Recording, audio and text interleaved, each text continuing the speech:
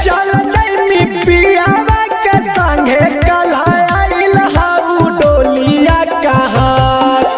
चल जैमी पियावा के संगे कलाइल हाउ डोलिया कहार। अगे अचारा पर लिखी फरना बाराबा ले ले जाई है अपन ससुराल। अगे अचारा पर लिखी फरना बाराबा ले ले जाई है अपन ससुराल। करली है बतिया के छौड़ी याद जब आई तौ हमार। करली है बतिया के छौड़ी याद जब आई तौ हमार। अगे अचारा पर लिखी फरना बाराबा ले ले जाई है अपन ससुराल।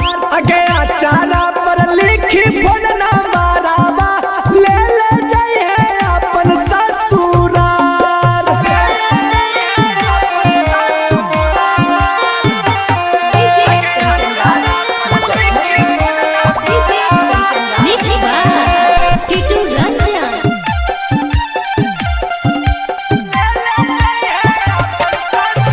पहिला बेरी जैमी ससुरा लागत न मानावा।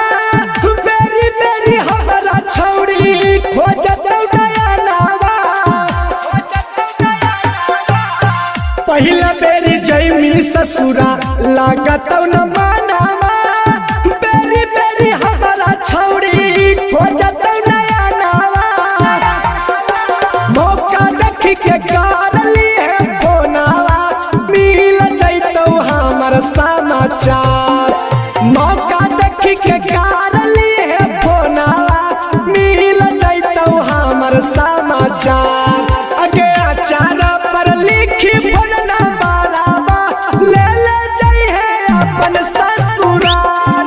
अगे अचारा पर लिखी फरना बाराबा ले ले जाई है अपन ससुराल। ले ले जाई है अपन ससुराल। अगे अचारा पर लिखी फरना बाराबा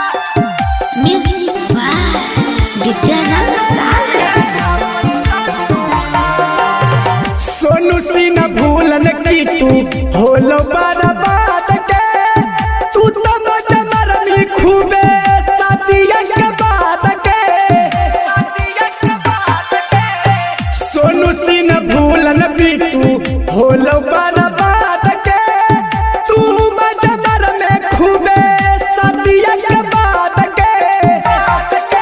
कहानी त चाल अइबौ छौड़ी रोजे मिले हम गाया बाजार। कहानी त चाल अइबौ छौड़ी रोजे मिले हम औरंगाबाद बाजार। अगे अचारा पर लिखी फरना बाराबा ले ले जाई है अपन ससुराल। अगे अचारा पर लिखी फरना बाराबा ले ले जाई है अपन ससुराल। एसबी स्टूडियो स्टेशन रोड अनुग्रह नगर।